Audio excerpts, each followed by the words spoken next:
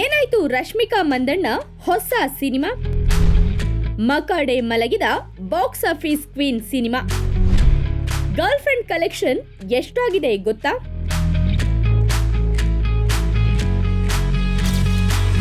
ನಮ್ಮ ಕನ್ನಡದ ಕ್ವೀನ್ ಆಗಿದ್ದ ರಶ್ಮಿಕಾ ಮಂದಣ್ಣ ಬೇರೆ ಭಾಷೆಯಲ್ಲಿ ಮಿಂಚ್ತಾ ಇದ್ದದ್ದು ಹೆಮ್ಮೆಯ ವಿಚಾರವೇ.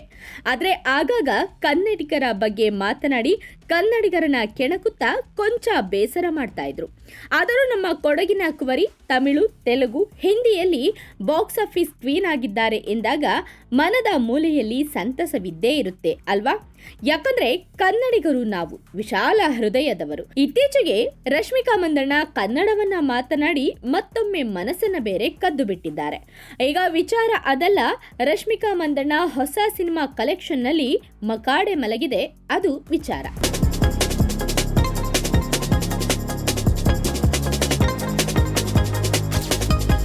ಒಂಬತ್ತು ವರ್ಷದ ಹಿಂದೆ ಅವಕಾಶಕ್ಕಾಗಿ ಕಂಡಲ್ಲೆಲ್ಲ ಆಡಿಷನ್ ಕೊಡ್ತಾ ಇದ್ದಂತಹ ರಶ್ಮಿಕಾ ಮಂದಣ್ಣ ಆನಂತರ ಹೇಗೆಲ್ಲ ಬೆಳೆದ್ರು ಅನ್ನುವುದು ಒಮ್ಮೆ ತಿರುಗಿ ನೋಡಿದ್ರೆ ನಿಜಕ್ಕೂ ಆಶ್ಚರ್ಯವಾಗುತ್ತೆ. ಕಿರಿಕ್ ಪಾರ್ಟಿ ಎಂಬ ಒಂದೇ ಒಂದು ಚಿತ್ರದ ಅತ್ಯದ್ಭುತವಾದ ಗೆಲುವು ರಶ್ಮಿಕಾ ಮಂದಣ್ಣ ಅವರನ್ನ ಎಲ್ಲಿಂದ ಎಲ್ಲಿಗೋ ಕರೆದೊಯ್ದು ನಿಲ್ಲಿಸಿತು. ರಶ್ಮಿಕಾ ಮಂದಣ್ಣ ಅಭಿನಯದ ದಿ ಗರ್ಲ್ ಫ್ರೆಂಡ್ ಈ ವಾರ ಅಂದ್ರೆ ನವೆಂಬರ್ 7ರಂದು ಬಿಡುಗಡೆಯಾಗಿದೆ. ಸಹಜವಾಗಿ ಈ ಚಿತ್ರದ ಮೇಲೆ ನಿರೀಕ್ಷೆಗಳಿದ್ವು.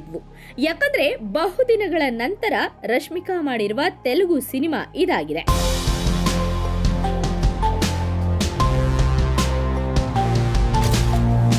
ಇನ್ನು ರಶ್ಮಿಕಾ ಮಂದಣ್ಣ ಹೈದರಾಬಾದ್ನ ಸೊಸೆ ಬೇರೆ. ಎಲ್ಲಕ್ಕಿಂತ ಹೆಚ್ಚಾಗಿ ಆಂಧ್ರದಲ್ಲಿ ಇವರ ಆರಾಧಕರ ಸಂಖ್ಯೆ ಹೆಚ್ಚಾಗಿದೆ.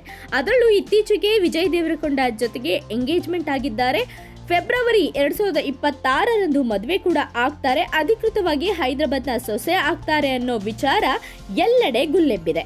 ಈ ಹಿನ್ನೆಲೆ ಧಾಮ್ ಧೂಮ್ ಎಂಬ ಓಪನಿಂಗ್ ನ ಚಿತ್ರ ಮೊದಲ ದಿನ ಪಡೆಯದೇ ಇದ್ರೂ ಕೂಡ ಉತ್ತಮವಾದ ಆರಂಭವನ್ನ ದಿ ಗರ್ಲ್ ಫ್ರೆಂಡ್ ಪಡೆಯುತ್ತೆ ಎನ್ನುವ ನಂಬಿಕೆ ಹಲವರಲ್ಲಿತ್ತು. ಈ ನಂಬಿಕೆ ಸದ್ಯ ಹುಸಿಯಾಗಿದೆ.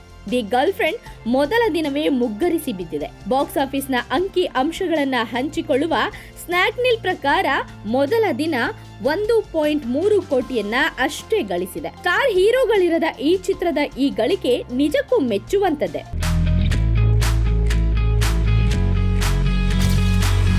ಆದರೆ ರಶ್ಮಿಕಾ ಮಂದಣ್ಣ ಅವರ ಸ್ಟಾರ್ ಪವರ್ಗೆ ಈ ಗಳಿಕೆ ಕಡಿಮೆ ಎನ್ನುವುದು ಹಲವು ಬಾಕ್ಸ್ ಆಫೀಸ್ ಪಂಡಿತರ ವಾದ. ಯಾಕಂದ್ರೆ ರಶ್ಮಿಕಾ ಮಂದಣ್ಣ ಹಿಂದಿಯಲ್ಲಿ ಮಾಡಿದ್ದ ಮೊದಲ ಚಿತ್ರ ಗುಡ್ ಬೈ ಹೊರತುಪಡಿಸಿದ್ರೆ ಇವರ ಬೇರೆ ಯಾವ ಚಿತ್ರ ಕೂಡ ಇಷ್ಟೊಂದು ಕಡಿಮೆ ಹಣವನ್ನ ಗಳಿಸಿಲ್ಲ. ರಶ್ಮಿಕಾ ಮಂದಣ್ಣ ಅವರನ್ನ ನೋಡಲೆಂದೇ ಹಲವರು ಚಿತ್ರಮಂದಿರಕ್ಕೆ ಈ ಹಿಂದೆ ಹೋದ ಉದಾಹರಣೆಗಳಿದಾವೆ.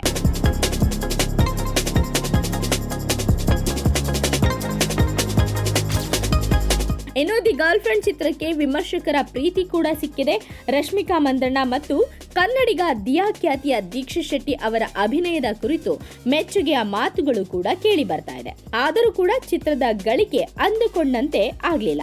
ಈ ಹಿನ್ನೆಲೆ ಇಂದು ಮತ್ತು ನಾಳೆ ದಿ ಗರ್ಲ್ ಫ್ರೆಂಡ್ ಚಿತ್ರಕ್ಕೆ ತುಂಬಾನೇ ಮುಖ್ಯ.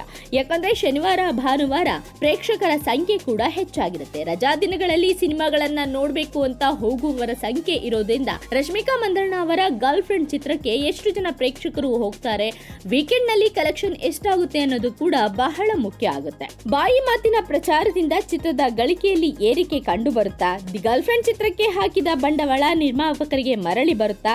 ಚಿತ್ರ ಒಟ್ಟಾರೆ ಬಾಕ್ಸ್ ಆಫೀಸ್ ನಲ್ಲಿ ಎಷ್ಟು ಗಳಿಸಿದೆ ಎನ್ನುವುದನ್ನ ಕಾದು ನೋಡಬೇಕಾಗಿದೆ. ಈ ವೀಕೆಂಡ್ ನಲ್ಲಿ ಅದು ಬಹಳ ಮುಖ್ಯವಾಗಿದೆ. ರಶ್ಮಿಕಾ ಮಂದಣ್ಣಗೆ ಈ 2 ದಿನ ಶನಿವಾರ, ಭಾನುವಾರ ಪ್ರೇಕ್ಷಕರು ಜೈ ಅಂತಾರ ನೋಡಬೇಕಿದೆ.